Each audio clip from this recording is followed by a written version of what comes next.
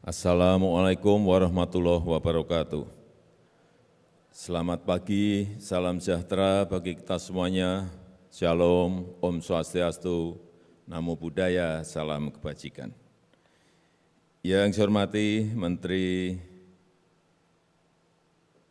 Koordinator Bidang Perekonomian Bapak Erlangga Hartarto, yang saya hormati Menteri Keuangan Ibu Sri Mulyani, yang saya hormati Presiden Direktur UOB Bapak Indra Gunawan beserta seluruh jajaran komisioner dan direksi UOB serta seluruh manajemen, Bapak Ibu tamu undangan yang berbahagia.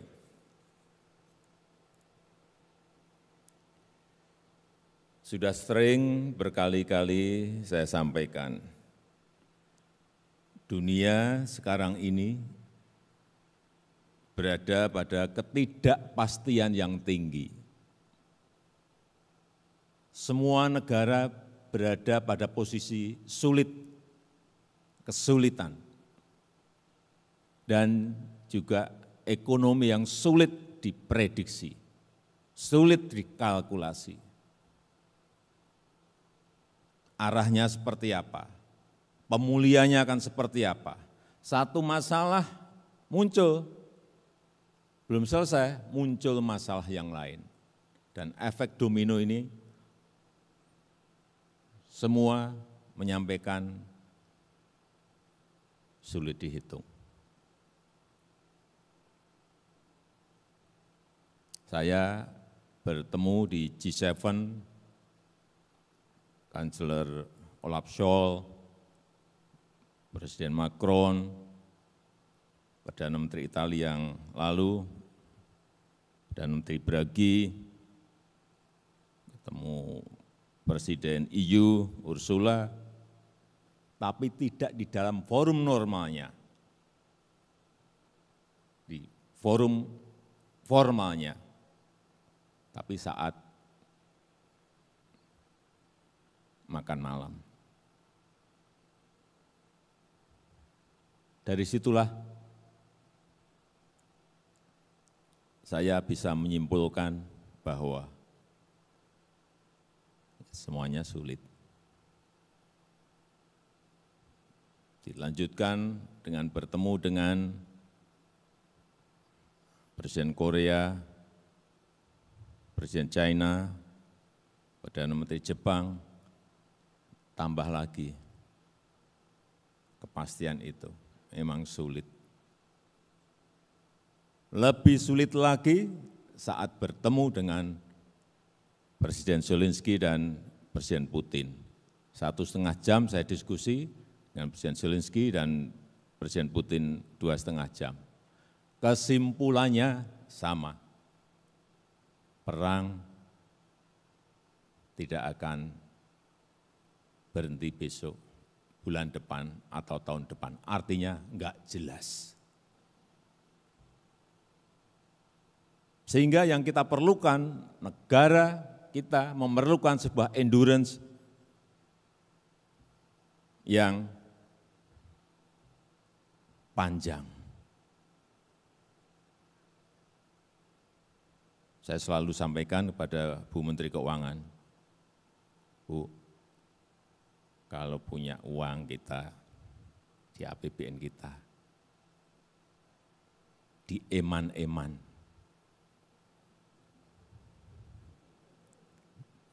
itu bahasa Inggris itu di eman-eman. Di eman-eman, dijaga, hati-hati mengeluarkannya. Harus produktif, harus memunculkan return yang jelas. Karena kita tahu sekali lagi, hampir semua negara tumbuh melemah, terkontraksi ekonominya. Tiap hari yang kita dengar selalu krisis energi, minyak, gas, hampir semua negara. Krisis finansial, pergerakan currency, nilai tukar yang melompat-lompat, baru aja sehari 2 hari ini karena APBN di UK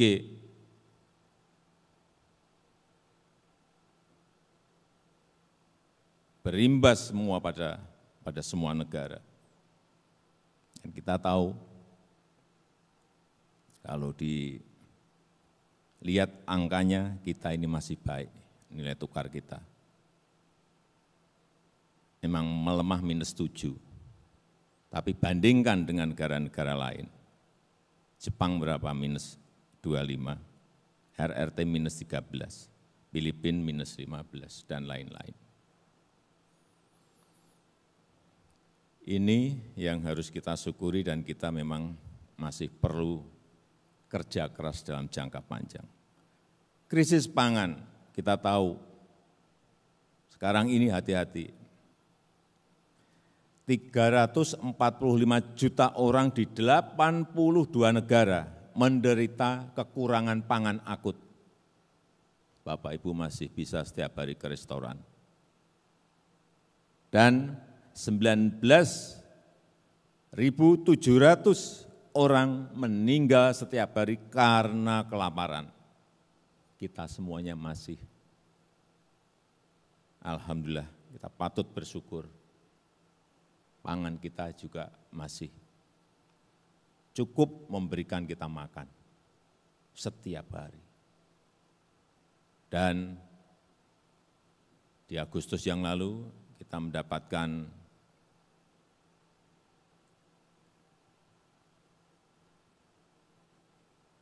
pengakuan dari International Rice Research Institute bahwa sejak 2019 kita telah swasembada beras dan sistem ketahanan pangan kita dinilai baik.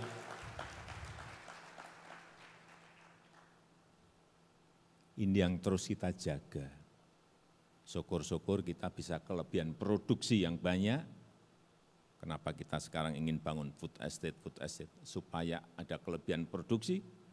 Selain menjaga ketahanan pangan kita juga bisa membantu negara lain dalam hal urusan pangan, kita ekspor.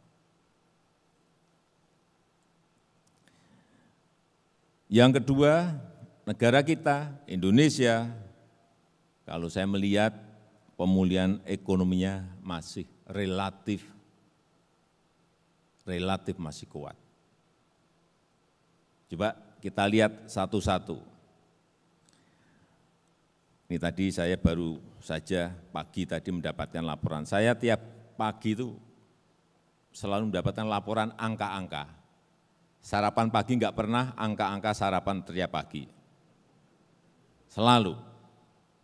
Kita lihat realisasi pendapatan negara mencapai 1.764. Ini tumbuh 49% year on year.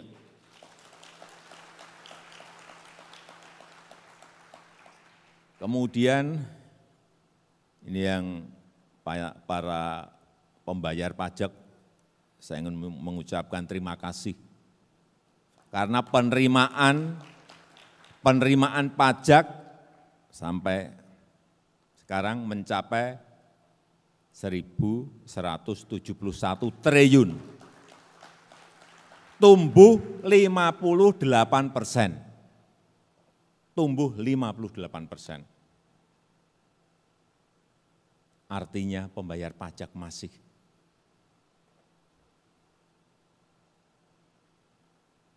ada dan justru tumbuh 58%. Penerimaan bea dan cukai 206 triliun rupiah, ini tumbuh 30,5%. Tumbuhnya sangat melompat. Kemudian realisasi PNBP, penerimaan negara bukan pajak, itu 386 triliun. Ini tumbuh 38,9%. Ini angka-angka yang saya terima baru tadi pagi. Nanti tolong ditanyakan sama Bu Menteri Keuangan jelasnya siapa yang bayar pajak. Biaya cukai ini siapa yang bayar. Penerimaan negara bukan pajak itu siapa yang bayar. Artinya masyarakat masih konsisten dan memiliki kemampuan dalam hal tadi yang saya sampaikan. Dan juga optimisme konsumen ini masih pada posisi tinggi menurut saya.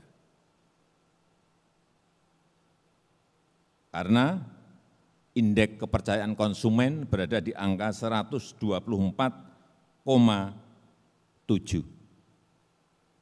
Yang bulan Juli hanya 123. Artinya di situ ada optimisme. Kemudian juga ini yang berkaitan dengan perbankan. Kredit tumbuh 10,7%. Ini juga menurut saya cukup tinggi. Neraca dagang kita juga surplus 28 bulan berturut-turut. Yang pada bulan kemarin neraca kita surplus 5,7 billion US dollar. Ini gede banget loh angka ini, surplusnya. PMI manufaktur, ini kita di angka di atas global 51,7. Jadi kalau saya disuruh memperkirakan, kalau kuartal kedua kemarin kita bisa tumbuh 5,44%, coba dicari negara G20 yang tumbuh di atas 5. Kita ini tertinggi loh di G20.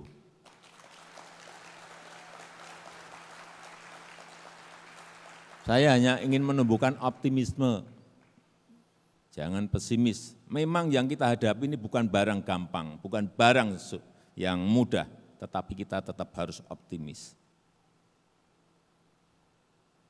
Kuartal kedua 5,44%, kuartal ketiga perkiraan saya, nggak tahu nanti saya tanyakan juga Bu Menteri Keuangan, mungkin bisa berbeda dengan saya. Saya juga punya kalkulator sendiri, Bu Menteri juga punya kalkulator sendiri, Pak Menko Ekonomi juga punya kalkulator sendiri. Perkiraan saya ekonomi akan tumbuh di kuartal ketiga ini 5,4 sampai 6%. Mestinya saya ini pegang angka, saya bertanya ke menteri, saya cek di lapangan juga. Menurut saya akan tumbuh di atas yang kuartal kedua. Ini kan sudah habis bulan September. Karena saya kemarin baru saja dari Maluku Utara, saya cek berapa pertumbuhan ekonomi di Maluku Utara, 27%.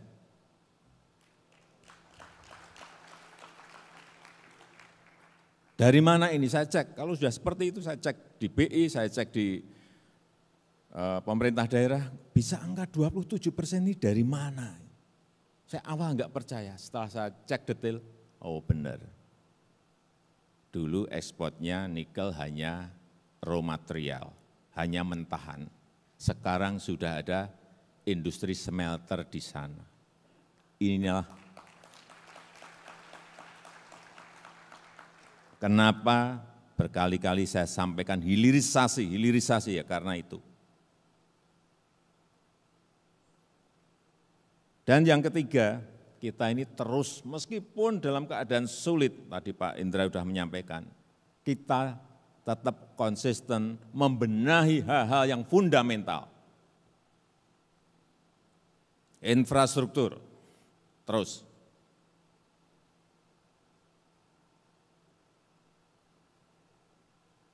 karena disitulah fondasi kita dalam jangka menengah dan panjang bisa kita perbaiki.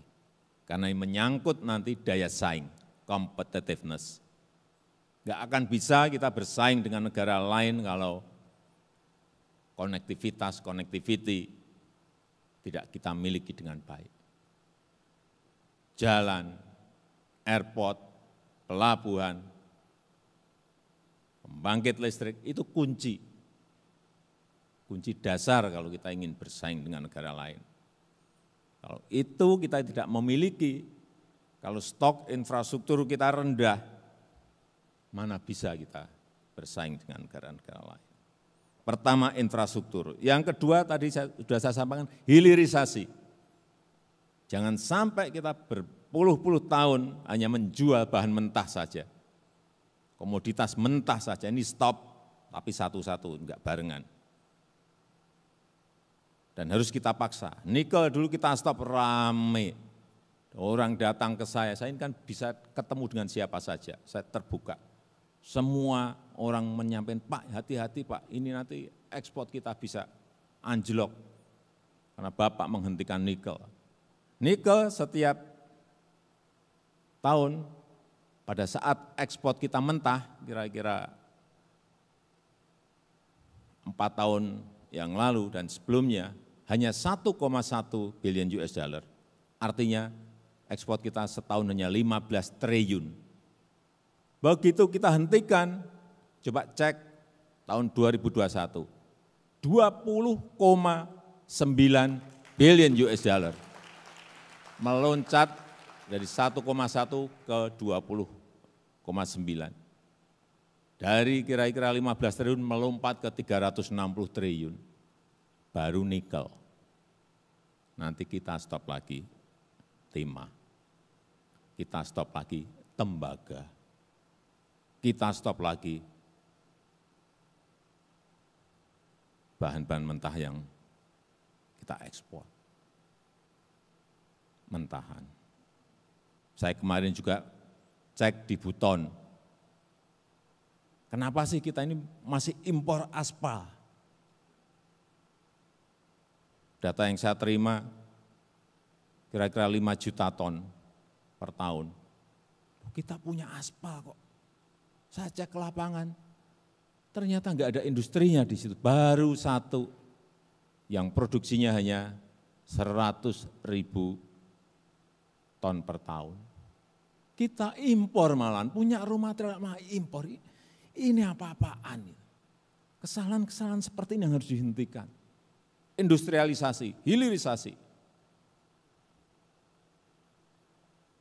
Itu peluang. Kalau Bapak Ibu mendengar seperti ini, oh peluang, wah investasi, industri aspal. Itu kita baru berbicara kebutuhan dalam negeri loh. Kalau ekspor tambah ekspor, gede banget. Deposit aspal kita itu ada 662 juta ton. Yang dibiarkan, malah kita impor. Kesalahan-kesalahan seperti ini harus berhenti. Kemudian hal fundamental yang lainnya, ketahanan pangan, ketahanan energi ini terus harus diperbaiki. Kita telah memiliki misalnya ketahanan energi B30, nanti tingkatkan menjadi B40, sehingga kita betul-betul kuat dalam hal ketahanan energi. Ketahanan pangan juga tadi sudah saya sampaikan. Dan yang keempat, sekarang ini semua negara sedang berkonsentrasi memusatkan dirinya pada yang namanya inflasi. Ini menjadi momok seluruh negara sekarang ini. Takut semua yang namanya barang, yang namanya inflasi. Kenaikan barang dan jasa ini menjadi ketakutan yang luar biasa. Angka-angkanya coba kita lihat, inflasi kita kemarin masih di angka 4,6% saya lihat. Yang lain-lain coba dibandingkan.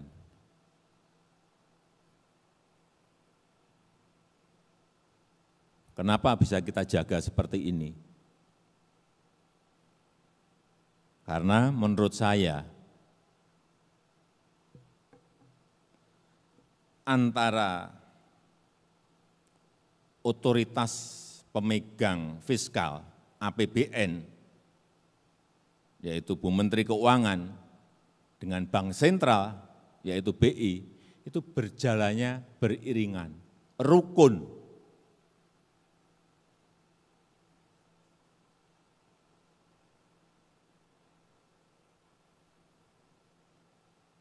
Sinkron.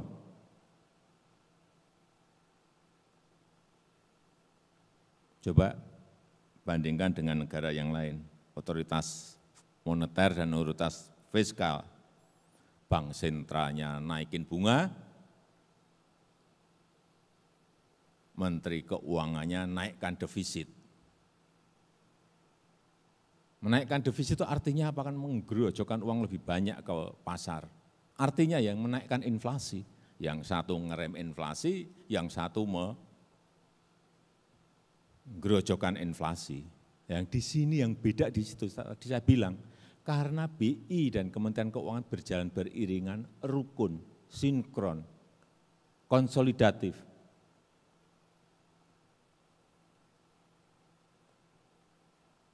APBN-nya konsolidatif, APBN-nya menyehatkan, berani memutuskan. Banyak yang menyarankan, Pak Presiden, kita harus untuk menumbuhkan ekonomi, kita minta ke DPR agar fiskal kita bisa diberi kelonggaran lebih dari 3% lagi, seperti krisis. Saya diskusi dengan Bu Menteri Keuangan, beliau menyampaikan alasan banyak, ya kita putuskan tetap di bawah 3% saja.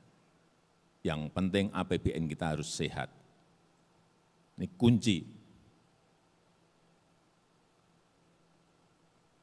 Dan Bank Sentral saya melihat hati-hati, prudent, menyesuaikan situasi, tetapi juga konsisten juga kepada pelaku-pelaku industri. Yang paling penting adalah bisa menjaga stabilitas. Terakhir,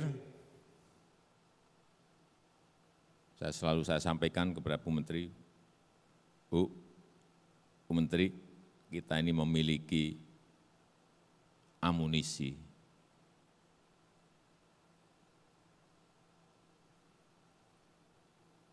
Saya minta betul-betul dijaga hati-hati, bijaksana betul dalam menggunakan setiap rupiah yang kita miliki, tidak jor-joran, dan betul-betul harus dijaga. Tidak boleh kita hanya berpikir uang itu untuk hari ini atau tahun ini, tahun depan seperti apa, karena semua pengamat internasional menyampaikan bahwa tahun depan itu akan lebih gelap. Tapi kalau kita punya persiapan amunisi, ini akan berbeda. Sehingga betul-betul APBN kita APBN yang berkelanjutan. Saya rasa itu yang bisa saya sampaikan dalam kesempatan yang baik ini. Terima kasih, saya tutup. Wassalamualaikum warahmatullahi wabarakatuh.